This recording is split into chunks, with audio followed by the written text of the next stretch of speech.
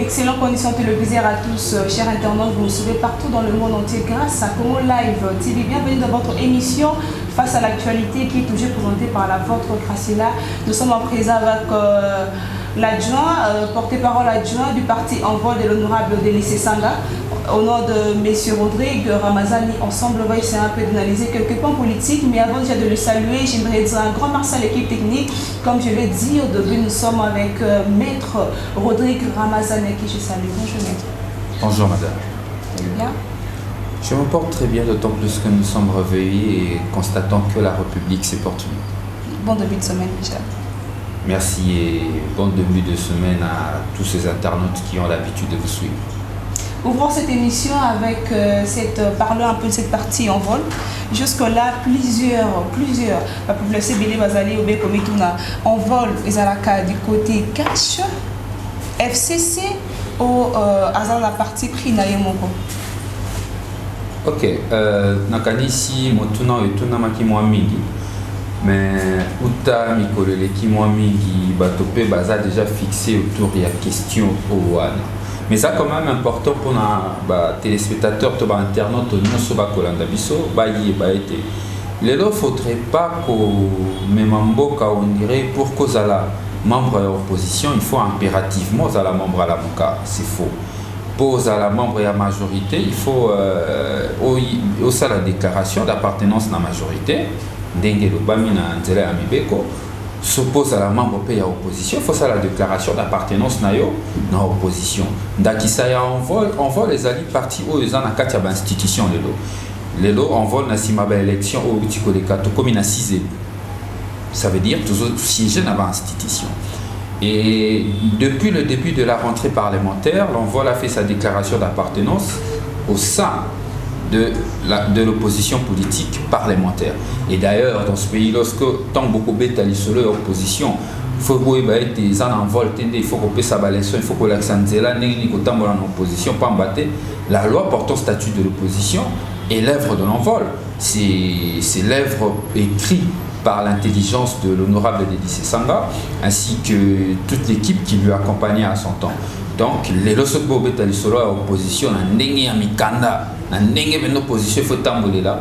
Il faut retenir un bon mot et en vol, il faut en vol tout ça qui déclaration d'appartenance depuis rentrée parlementaire comme parti opposition, tout pour évrer Nanzela. Imbo Kamini Bayebi envol les a alliés ensemble pour les changements quand même na mona mboka Moïse Katumbi. Mais tout le monde a arrêté na ba organisation ñu fetalami à la muka surtout pour la muka tout le monde a mingi ba parti le coin MLC tout le monde est cité tout le monde ya mususu ya mona mboka Mozito mais tout le monde a mingi envolté. Baimbo Kabali Bayeba en fait et moi on a vraiment mingi té à exercer ka opposition wana na cadre na yé na vision mon côté na la muka to vraiment. Non, on est bandélé. Pour nos membres d'opposition en Congo, il faut ça déclaration d'appartenance na katia opposition. Pour na biso ba auto na katia institution. Et ya ta mobé ko moroté le bié te pour tous à la membre d'opposition en Congo, il faut un membre à la Muka. Wana ya liboso. Ya mi balé la Muka ya COP. Ya COP ya validé. Ya ba structure te. Na kanisi ba tomaelo batanga acte o et transformer ki la Muka na plateforme politique ba koloba yango. La Muka a COP, il y a validé, il y a COP à Moïse Katumbi, il y a COP à Jean-Pierre Bemba, il y a COP à Nani Kouroutou Mozito, il y a COP à président Martin Fayou, Pambate, Motoli Bosso, Yosuru Yoko à la Muka Lelo. Il y a Moïse Katumbi. Il y a COP à Moïse Katumbi, il y a Bossani Bodimisanga, il y a COP à Naï. Le Poko à la Muka, il faut une approbation. Il y a validé Rwanda. Bon, il faut bandi, mais il y a des cambas structure. Il y a des personnalité. Il y a une structure na bangote. Voilà ya liboso. Ya mibale. Biso to décider pour soutenir Moïse Katumbi comme candidat président de la République. Malheureusement, le régime Omikoleka est décidé qui a la candidature, ils a qui passe. Et c'est là qu'on a moto à longue élection. Biso étant que parti politique autonome, l'envol a pris ses positions depuis Genève. De que Biso to soutenir candidat au Polaté.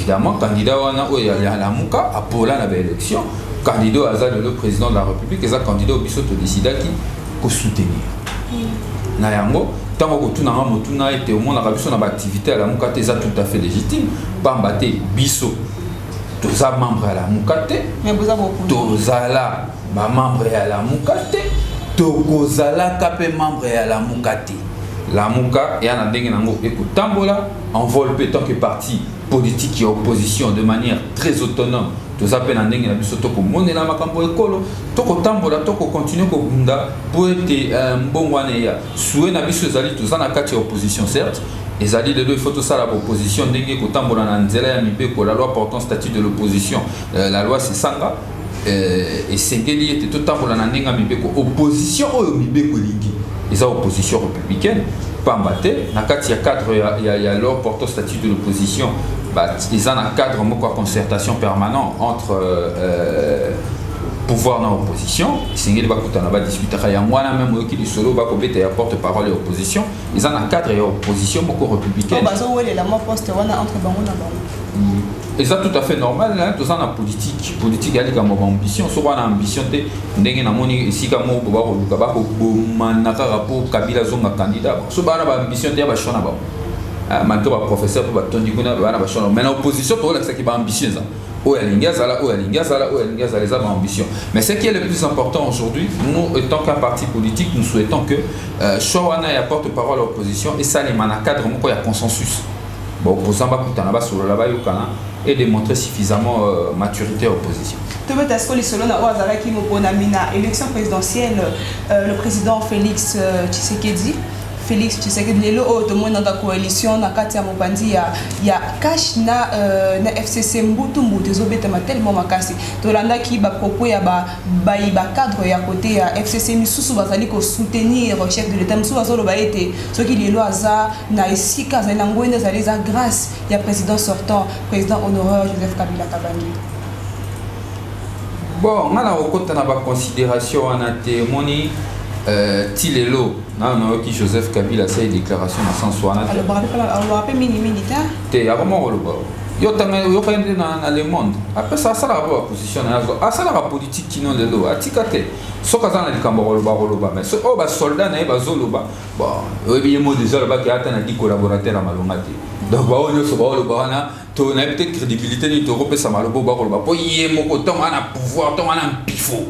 Aluba ya mwabi na hata na di collaborateur amalonga te bo siko ba onyo se ba ko leka ba ko balola bo ope asuka otselo ba ndakala soka lobi esika ba nzoro bali mo ba landa na makambu ya lobi mingi ezate pamba te Joseph Kabila arana di collaborateur ya malonga te ici aluba mais moi 3-4 wana koza ba o ba bazolo ba ngaite mama makambo na zolo bi utana munoko na ngata le bon na conférence de presse monde entier relais yango alobi ke ye azata na di collaborateur ya malonga te siko ba ko luba ba ko luba na ba komona bango mokonzi na bango alobité siko ngala opesa makamwana valeur ndenge ni na opesa en valeur te na okitana ba considération à cette ngala otikala likolo parce que le lot débat politique est quitté à niveau moko que et comme à niveau il y a c'est tellement que même bateau et sengele qui va zwa mongongo te na société ya koluba parce que le débat politique c'est un débat des élites les idées le vrai combat des idées mais malheureusement il quitte à niveau moko il y a que même makambo ba koluba na nzela politique lelo il y a un niveau assez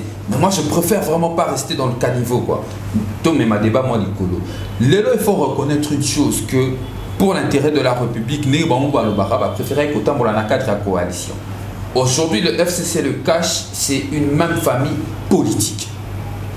D'accord? Te maman, na kati ndako na bino bosona. So yo so nan de kono c'est que tata na bino na maman bino ba so tata ba so ba parents na bino te. Te ba discussion ya na lobi awa Joseph Kabila rala ba collaborateur ya malonga te yem taloba. N'est-ce pas? Et après ceux qui ba dit que soit entre bango, c'est pas un problème. Le plus important c'est la coalition continue à exister. Gouvernement Panzani. Yo ba biso qu'on a majorité Panzani non. C'est qu'aujourd'hui il faut tirer de responsabilités. La population attend beaucoup de cette coalition, beaucoup de ce gouvernement. Parce qu'ils nous ont dit, pour que Makambo Tambola Malam, il faut baser dans un cadre, il y a coalition. Il y a la force progressiste, n'est-ce pas? C'est tout à fait d'accord, ils ont décidé d'y aller. Basinisa, on a TV 2h du matin, et peut-être que ça n'a pas été basina mikana na bango, mutati na ki bango asala monani. Comment on a besoin d'opposition, tu sais, bon, monde qui va faire la coalition. Te ba décider que ça la coalition na bango, et ça malam, parce que selon bango babi, pour que Mboka kende liboso, pour que Mboka ait gagné, il faut et ça demande à cadre coalition. Maintenant, qu'est-ce que le peuple attend? Le peuple attend des résultats. Le peuple n'attend pas des querelles intestines. Vous savez, comme alors, la politique des Africains, ils ont tourné vers l'estomac.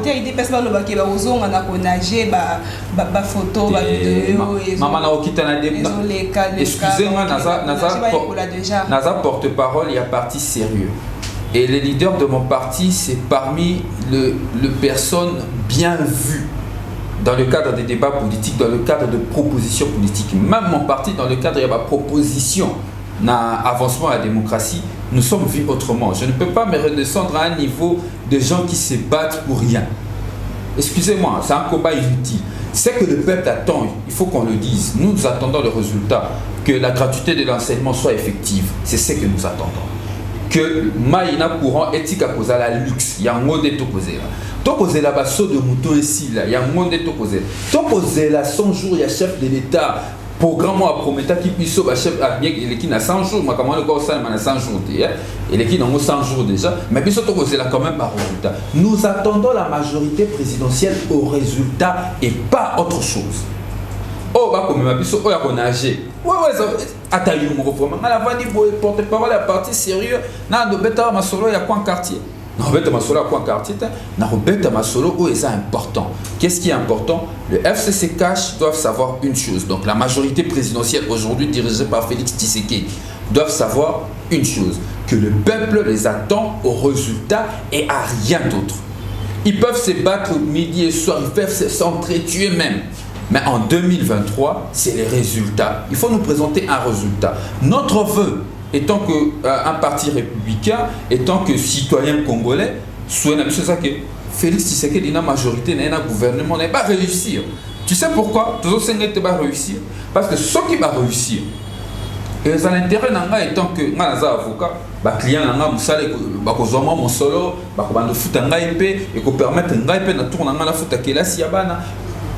Donc, c'est d'abord un résultat pour que Yope, tant que mon pandisamo, on se retrouve dans mon salaire au sala. Donc, c'est d'abord un conflit individuel et intestin, et individuel et qui sont reliés à l'estomac, pour que pas mes mabis à l'ibungi. Mais maître Rodriguez, ceux qui tout à libellent bien, quand on va proposer à Bangonde Wazolo Baete, on va dire que grâce, il y a président honoraire Def Kabila. Et ça, copé ça moi raison na côté opposition tout à libellé, moi n'amboka Martin Fayulu, Azoko Baka n'a vécu des urnes. Oh Marambo, je préfère plus les faits politiques. Je suis un acteur politique. Seul le banni analyser la supposition, surtout que les collaborateurs, chef n'a pas raté. D'abord, chef n'a pas raté pour Aloba et Ango. Kazana 15 collaborateurs à Malonga, et le lot n'est pas 15 collaborateurs à Malonga. Le lot a échoué pendant 18 ans, c'est parce que mon bazar qui tenir ma propos, parce que mon bazar qui coco ça. Ma moyenne à la propos à Nengoanata. Na okitanase makasi na boy na maman Graciela no kitara na ce point. Ngai na boy ko kitanase.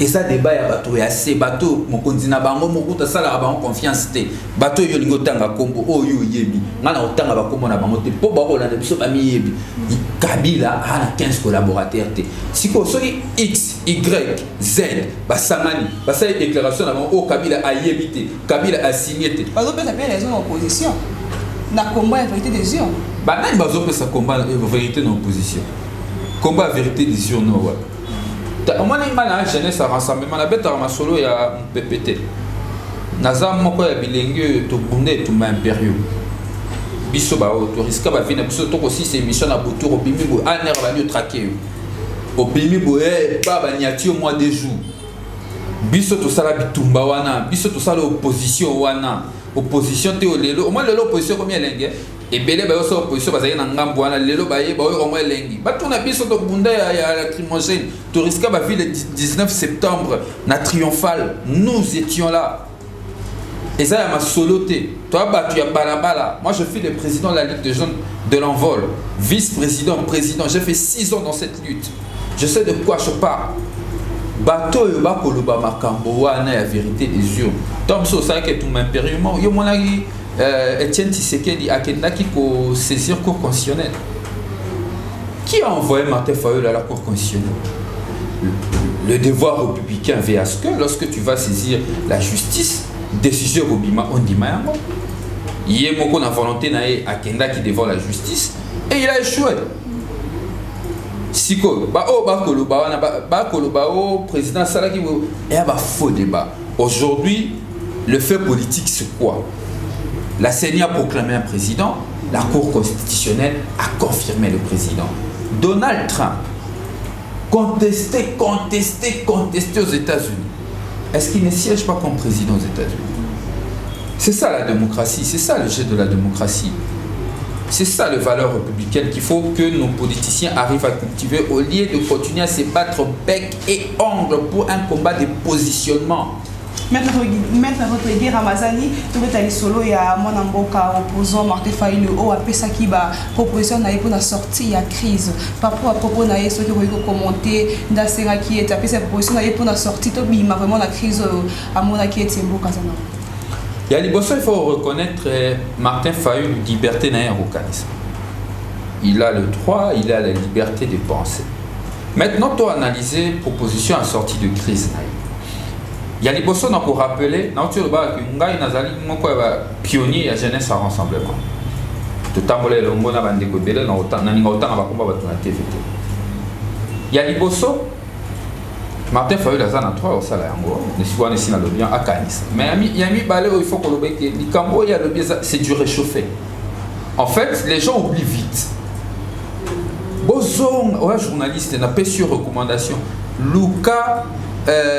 Nini rassemblement salaka congrès na UDPS Luka ba résolution à congrès à rassemblement premier congrès à rassemblement au comment on a proposition Martin Fayulu au salaire de Zahara déjà ma proposition parce que la proposition et Salema que je me rappelle encore chéri à régime spécial président c'est ça dans salaire régime spécial et Zahara travailler dans un laboratoire il y a en vol. Parce que il faut reconnaître que l'envol, tout ça, machine à idée, tout ça, laboratoire politique. Nous avons tendelu Makambo, tout ça, on dit maté. Makambo, c'est un régime spécial. Dans le régime spécial, dont on proposait à Kayango, on a proposé ce qu'on appelait à l'époque le Haut Conseil de la République pour les réformes institutionnelles. On l'a fait à l'époque, ça existait. Nalzo, Makambo, les résolutions là existent. Je parie même que ça existe dans ma parti politique et partout. Allez vérifier, ça existe. Ça avait pour objectif, Martin Fayulu déjà à l'époque, je crois en 2016, l'envol avait proposé ça au sein du rassemblement. Donc ce que Martin Fayulu fait aujourd'hui, c'est du réchauffé. C'est inutile d'y aller dedans parce que vous allez constater qu'en réalité, le fond est vide. Parce que le fond est ailleurs.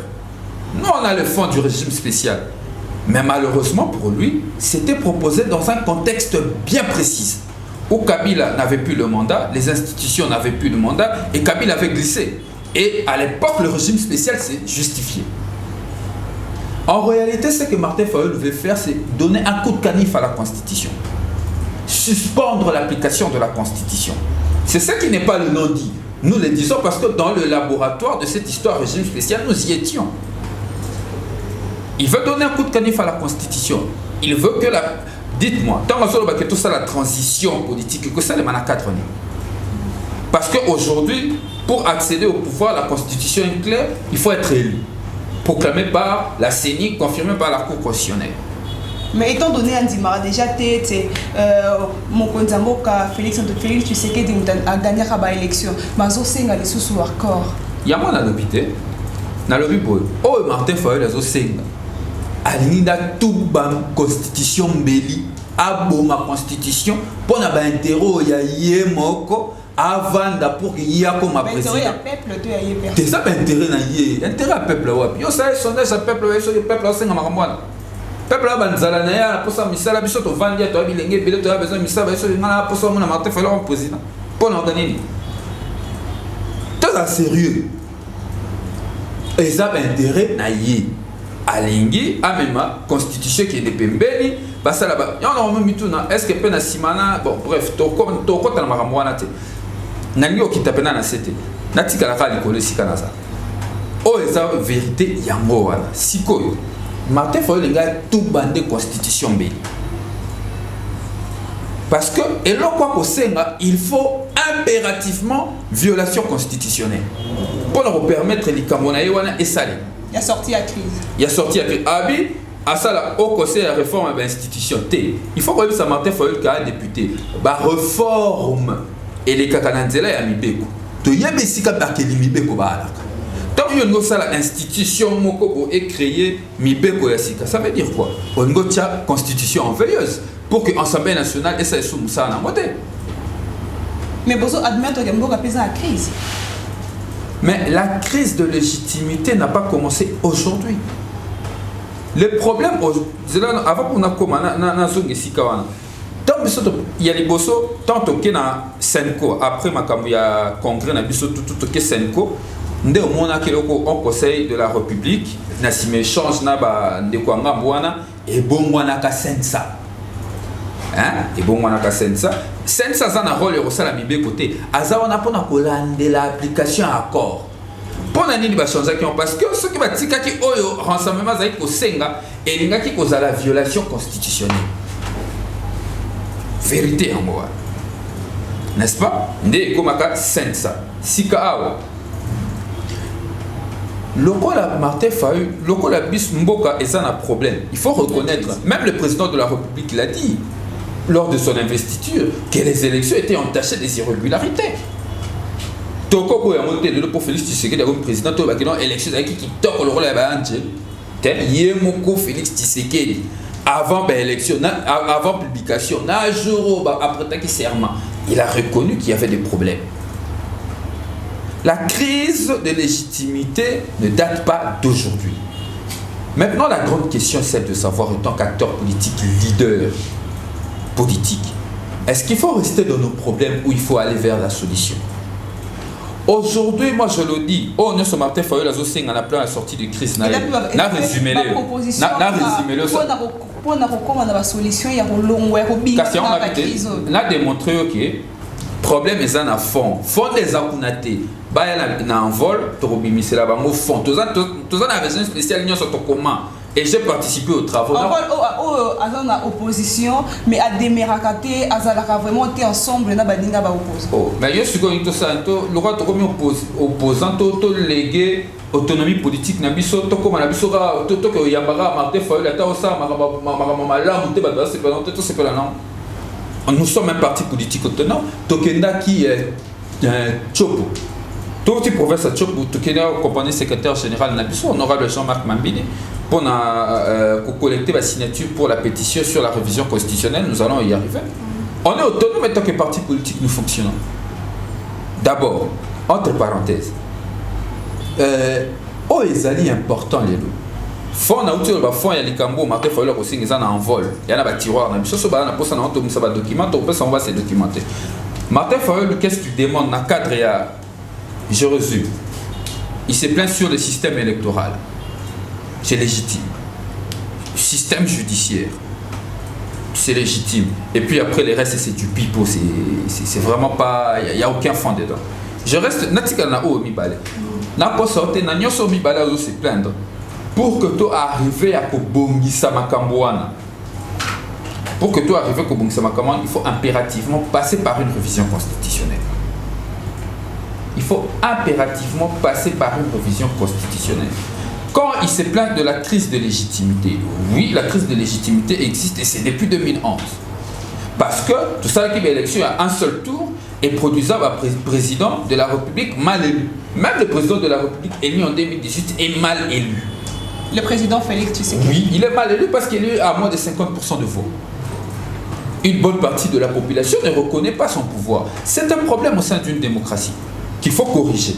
Donc, il faut revenir aux élections de 2 tours.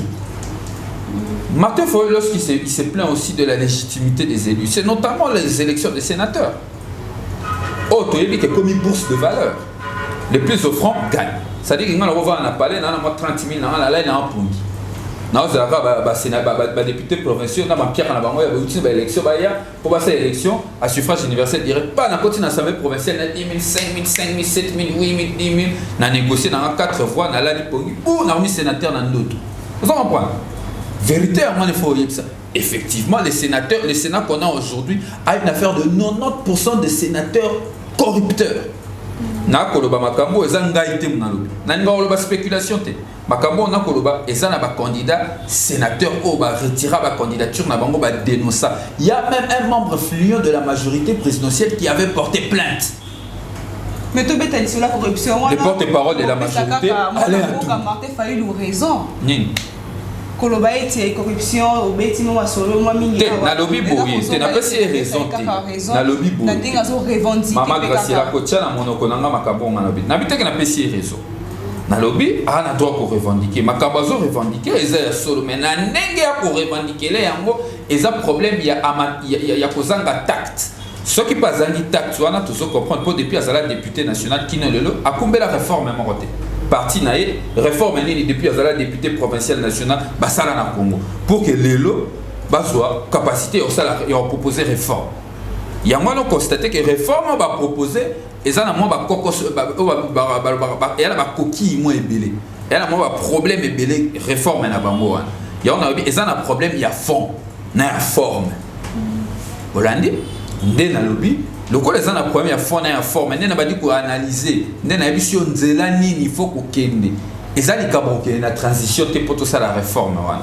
ezali kambo ya ko yebisa Martin Fayulu azonga na assemblée nationale soka za na ba réforme ko proposer aya ko ça on a assemblée nationale obi na poto tout ça ba toko ba Mélenchon ba Tobira bazala ba candidat président de la République ba souhaiter pas siéger dans l'Assemblée nationale pour en servir un bon canaillot au Sénégal tous à président de la République pour en servir un bon canaillot député dans un pays bourgmestre mais dans un citoyen congolais je suis en train de servir mon pays il faut avoir un impôt les impôts que je paye permettent à ce que le pays est beaucoup de temps là y a on a le bibo Martin Fayulu a sali azana likanisi mais problème il y a likanisi les angi formé na fond pas battre et ça vide. Et lorsqu'on il faut qu'on tienne à moto, en vol, qu'on propose réforme et révision constitutionnelle, nous sommes crédibles. Pour l'année, nous sommes tous crédibles. Bisso, étant que parti politique, on a amené beaucoup de réformes dans ce pays. Ce qui est beaucoup bête à l'Isolo, il y a la loi sur la juridiction d'ordre administratif. C'est une réforme portée du début à la fin par l'envol. Ce qui est beaucoup bête à l'Isolo, il y a la loi sur la cour constitutionnelle. Réforme les a portées par l'envol. Ce qui est beaucoup bête à la loi sur loi sur la décentralisation. C'est l'envol. Donc, tant que vous avez tous bête à l'Isolo, il y a réforme. Tout ça qui a crédibilité. Martin Fayulu lelo. Na bo bête à l'Isolo qui est la muka pombaté, la muka batebele babi qui va maramouanate. Na lobi que ça parti na SID donc SID atikala comme ma réforme à mon côté so na bossa ni bala musara na ndoto ba rappelenga azala député provincial a même réforme été a commis député national pendant 5 ans a même réforme été lelo a proposé réforme to comprendre moi difficulté za na pona ko ba amatérisme mais pour na respect na za na moi envers na bo ko ba ke asali on ko la ba amateur naza na respect mingi pour on a moins de difficulté hein merci maître Rodriguez on a souka émission na biso mais clôturons cette émission avec la révision constitutionnelle entre eux sur ça. Oui, depuis le mois d'août passé, on voit la déposa qui dans le bureau de l'Assemblée nationale proposition de loi portant révision constitutionnelle. Oh, ça a ça proposition de loi sur la révision constitutionnelle. Oh, ils toujours proposé. Il y a des bossos, et ça y était. L'article 220, où ils ont contenir la disposition dite intangible de la Constitution, ne peut faire l'objet d'aucune révision. Et quand on a l'objet de la révision constitutionnelle, ça c'est le principe. Motoko simba yango asimbi démocratie na biso. Mais néanmoins, tu constates que la Constitution na biso de là a force et appelle à la faiblesse. Après plusieurs années d'application, après 3 cycles électoraux, tu constates que le problème est là et c'est qu'il y a une réforme. Le coup, il faut qu'il y ait une réforme, comme une réforme sérieuse, il faut débat en début à la législature. Pour que la population aille à likanisi ya moko na moko et loko nini ali komema na kati. Ndeko proposer te ba congolais d'origine. au Bakenda, va changer la nationalité, va reconnaître double nationalité pour Nabango. C'est très important parce qu'hypocrisie étatique quand on a installé le FOSI là. On attend au moment le premier ministre mort qui belge, mais à la belge, à la député. Après comme le premier ministre, on attend surtout qu'il a changé à zone congolais sans problème. Or, bandegonanga ba na poto po aya Congo passe. On dirait à toi makila moko mususu bato ba Équateur banini po ya Congo ya mo passe. Tout reconnaître pour Nabango cumul wana ya nationalité. Yami balé. Retour il y a des tours, il y a élection présidentielle. Il faut tout renforcer la légitimité à président de la République. Deuxième chose, le président de la République arrêt injuste, arrêt inconstitutionnel et bima sur le président de la République qui reste en fonction jusqu'à sa mort, jusqu'à ce qu'un autre président viendra.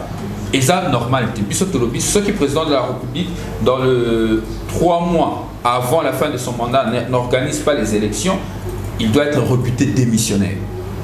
Ça, c'est une chose. Sanction par rapport à la loi, à la réputé démissionnaire. Après, Ningi était élection à sénateur et les canaux suffrage universel direct. Au lieu de 30 000, il y a la campagne, il y a la campagne, il y a député provincial, tout faire un peuple. Que le peuple part pour que le peuple a sanctionné Bango. Et puis, réforme à Moussou Yamoné, dans le cadre du système électoral, toujours, tout le biais était élection à gouverneur. Comment il est là, il est normal, comment on a Jomo, on a député Moroté dans l'Assemblée provinciale, on a Tongo à la Mougi, à Kotika, à Katika, on a Bakota, on a Sakala, à Kabi, Mama Binde, à l'équipe Sotobité. Il faut désormais, celui qui veut être candidat gouverneur, à s'assurer d'abord qu'il a élu député provincial. Tu dois d'abord être élu député provincial, après vérifier si votre liste électorale contient au moins 15% de sièges dans la Assemblée provinciale. Pour que ça ait crédibilité, par là on peut se dire que la population, après ça qui liste en onction, la population croit à votre démarche. N'est-ce pas? Et ceux qui te constatent que dans l'Assemblée provinciale, 15% qui quittent, élection et Fumami Kakanaba député, montant pour la candidat gouverneur, il faut une option en peuple. Après, ailleurs pour la gouverneur.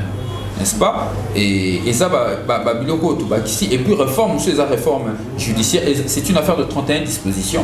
Et la réforme judiciaire, tout le bien est conseil supérieur à la magistrature. Moi, vous avez un cour constitutionnelle validé et invalidé. C'est-à-dire, si le tout le monde a sanctionné. Tout le conseil supérieur à la magistrature, désormais, il faut la société civile, pas exécutive. Pour que l'exécutif à répondre. Parce que la justice est au moins sérieux makasi namboka. Na ndenge kotambola apparemment justice c'est comme une poche ya magistrat corrompu et tout ça. Yango tolobi désormais il faut exécutif pas à la membre conseil supérieur à la magistrature. Évidemment, il y aura une loi organique qui va organiser ça et puis société civile peut kotanakati pour que la population peut le fonctionnement à justice, les magistrats qui doivent être sanctionnés, qui puissent être sanctionnés. Je crois qu'il y a plusieurs dispositions. Il faut qu'à base de l'adoption, il y a oui, tout à qui province il y a Chopo. Précisément la ville à Kisangani, tu as accompagné dans la délégation. J'ai accompagné le secrétaire général de mon parti, l'honorable Jean-Marc Mabidi Koloboro, à cette meeting emmené dans la place de la Poste. Depuis l'élection comme une place mythique, Zalaki Moebele, tu as lancé officiellement pétition. Il y a collecte de signature. Nangongo, on a envol à collecter la signature pour que tu renforcer présentation na biso wana na niveau Assemblée nationale. Dena ko senga ba imboka nyoso bisika nyoso ba kolanda biso ba soutenir démarche wana ya révision constitutionnelle. Pambate krizo bato ba kolela lelo nzela ya ko résoudre yango ezali be moko ezali esika mususu te ezali na révision constitutionnelle na kasi. Soki to lali pongi to lobi ete to zela ba ko réviser constitution de basalaka na 2011. Na 2h du matin, tu as ronflé. On va réviser la constitution. Puis ça doit être pour ça la chose sur le Ronate. Envoie la bandit débat en monaton. Il y a une agitation bandit côté Morobo. Kinga ni fois zonga. Et là on va dire que bon manasa mesa. Toi bah yoki et là on envoie la bête pour la révision constitutionnelle bah est sérieux. Bah comme Misamaël et na bango. Merci beaucoup maître Rodriguez. Merci beaucoup. C'était bel et bien notre Rodriguez Ramazani. Merci beaucoup. Nous arrivons à la fin de notre émission. Merci infiniment pour votre disponibilité. Avec la presse, nous sommes partenaires, donc être là pour vous, c'est aussi un plaisir pour moi. Vous avez pensé à ma modeste personne, je vous en remercie aussi. Merci beaucoup. C'était bel et bien Maître Rodrigue Ramazani, porte-parole adjoint du parti en voix de l'honorable Délice Sanga. Nous sommes arrivés à la fin de votre émission Face à l'actualité. Merci infiniment à l'équipe technique de Congo Live. Quant à moi, je vous dis restez branchés en composant www.Congo Live TV. Abonnez-vous massivement. Merci, on se retrouve à la prochaine pour un nouveau numéro. Au revoir.